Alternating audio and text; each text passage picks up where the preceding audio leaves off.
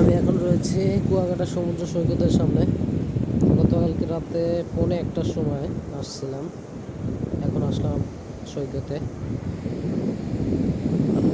গতকালকে ঢাকা থেকে আসছিলাম সকালের দিকে, পরে রাতে 8টার দিকে রওনা দিয়েছিলাম বরিশাল থেকে।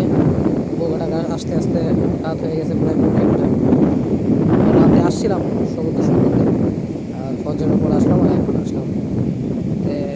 এটা হলো সমুদ্র সৈকতের বালিয়াডি, যে বালি বিচ পয়েন্ট। কত সুন্দর ঢেউ, আর ঢেউর কি গর্জন! ও মাশাআল্লাহ! এর আগে কক্সবাজার গিয়েছিলাম, কিন্তু কুয়াকাটা আসা হয়নি, প্রথম আসলাম কুয়াকাটা। দেখতেছেন কুয়াকাটার সব সিন। আর এটা ঢেউটা আসলে আমার কাছে কক্সবাজারের মতোই লাগতেছে, কক্সবাজারের মতোই ঢেউ, ভালোই লাগতেছে। সকালবেলা মানুষজন কম, এবং ঢেউর পরিমাণ খুবই সুন্দর। মাশাআল্লাহ!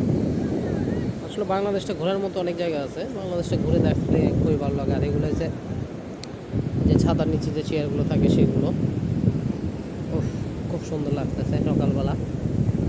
বেশি একটা ভিড় নেই, যদি তেমন একটা আসেনি এখনও, হয়তো বা ঘুমাচ্ছে, কিছুক্ষণ পর চলে আসবে আবার, দেখবে এই কাজ।